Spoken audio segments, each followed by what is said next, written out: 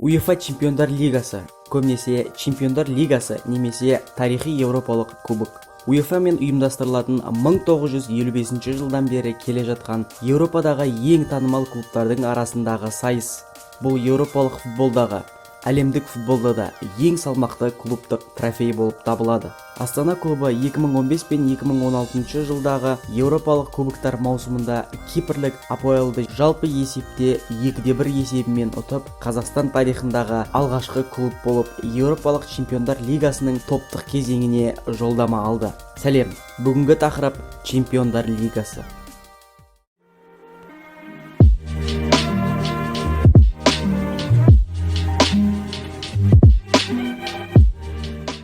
Чемпиондар Лигасына қатысқан әрбір команда 3 миллион евро көлемінде марапатталады. Және де топтық кезеңге шыққан командаға 2-4 миллион төленеді. Топтық кезеңдегі әрбір жеңіске 600 мың евро есептелінсе, одан басқа УЕФА ширек финалға шыққан әрбір командаға 2-5 миллион, жартылай финалға 3 миллион, финалға шыққан командаға 4 миллион, ал жеңімпазға 7 миллион евро төленеді. Чемпиондар Лигасының демеушілері.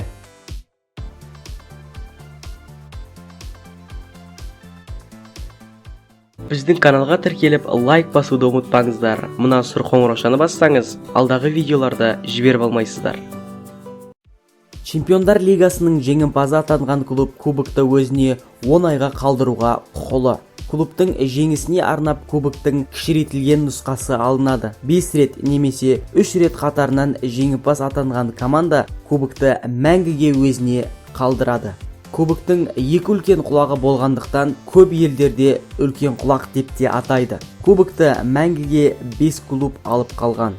Реал Мадрид 5 жеңістен кейін 1960 жыл. Аякс 3 жеңістен кейін 1973 жыл. Бавария Мюнхен 3 жеңістен кейін 1976 жыл. Милан 5 жеңістен кейін 1994 жыл. Ливерпуль 5 жеңістен кейін 2005 жыл. Чемпиондар Лигасын ең көп жеңіп алған клубтар: Реал Мадрид 12 рет, Милан 7 рет, Барселона, Бавария, Ливерпуль 5 реттен, Аякс 4 рет, Интер 3 рет, Ювентус, Порту, Бенфика, Ноттингем Форест 2 рет.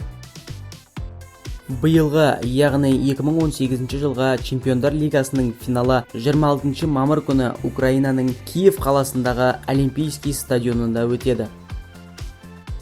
Көптен күткен Чемпиондар Лигасы да басталып кетті. Бірінші күнгі жаңалықтар: Ювентус Тоттенхэм 2-2, Базель мен Манчестер Сити 0-4. Әрі қарай болатын ойындар тізімін осы жерден көре аласыздар. Финалға қай клубтар шығады, қай клуб жеңеді деп ойлайсыздар? Сипаттамаға жазып қалдырыңыздар. Өзіңізге ұнаған немесе қай клуб туралы қызықты видеороликтер көргіңіз келсе, сипаттамаға жазып қалдырыңыздар.